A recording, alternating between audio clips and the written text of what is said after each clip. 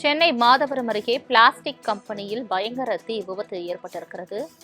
சென்னை மாதவரம் அருகே பிளாஸ்டிக் கம்பெனியில் பயங்கர தீ விபத்து ஏற்பட்டிருக்கிறது. அது தொடர்பான அண்மை செய்தியை பார்த்து வருகிறோம்.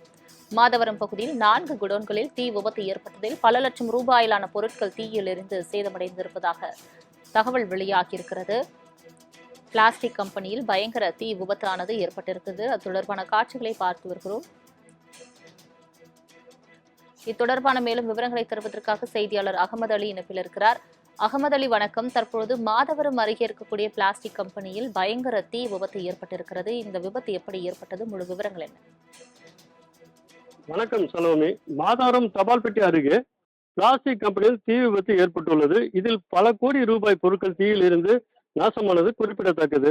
மாதவரம் அடுத்த தபால் பெட்டி அருகே பிளாஸ்டிக் உட்பட 4 குடோன்களில் தீ விபத்து ஏற்பட்டுள்ளது. இதில் பல லட்சம் ரூபாய் மதிப்புள்ள பொருட்கள் தீயில் இருந்து நாசமானது. மாதவரம் அருகே எம் லைட் இண்டஸ்ட்ரீஸ் என்ற நிறுவனம் உள்ளது. இதில் வீட்டு அலங்கார பொருட்கள், விளக்குகள், கிச்சன் பொருட்கள் மற்றும் மின்சாதன பொருட்கள், அயல்நாட்டு செராமிக் பொருட்கள் ஆகியவைகளை இருப்பு வைத்து இந்த குடோன்களில் வெளியூர்களுக்கு சப்ளை செய்வது வழக்கம். இந்த கம்பெனி புரசவாக்கத்தைச் சேர்ந்த சித்தார்த் ஜெயின் என்பவருக்கு சொந்தமானதாகும். இன்று காலை திடீரென 9 மணி அளவில் இதில் லேசாக வெண்புகை ஏற்பட்டு தீப்பிடிக்க ஆரம்பித்தது. இதனை கண்ட அருகில் உள்ளவர்கள் உடனே தீயணைப்பு துறைக்கும் காவலர்களுக்கும் உடனே தகவல் அளித்தனர். சம்பவ இடத்திற்கு விரைந்து வந்த மாதவரம், வியாசல்பாடி, மணலி, செம்பியம், வில்லிவாக்கம் ஆகிய சுற்று வட்டார பகுதியில் இருந்து வாகனத்துடன் வந்த தீயணைப்பு வீரர்கள் தீயை அணைக்கும் முயற்சியில் ஈடுபட்டு வருகின்றார்கள். இதில் பொருட்கள் அதிகமாக இருந்ததால் தீ கொழுந்து விட்டு எரிய தொடங்கியதால் தீ அணைப்பு வேலைகளில் சிறிது தாமதம் ஏற்பட்டது.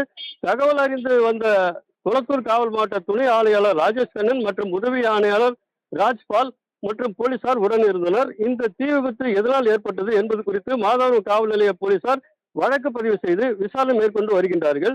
தீயில் எரிந்த பொருட்களின் மதிப்பு சுமார் கோடிக்கணக்கில் இருக்கும் என தெரிய வருகிறது. இது விசாரணை முழுவதும் முடிந்த பின்புதான் இதனுடைய உண்மை நிலவரம் தெரிய வரும் என பொதுமக்கள் கூறுகின்றனர். அதிர்ஷ்டவசமாக இதில் பணிபுரிவோர் யாரும் கம்பெனியில் இல்லாதால் பெரும் அசம்பாவிதம் தவிர்க்கப்பட்டது. சலோமி, தங்களின் முழு விவரங்களுக்கு நன்றி அகமது அலி.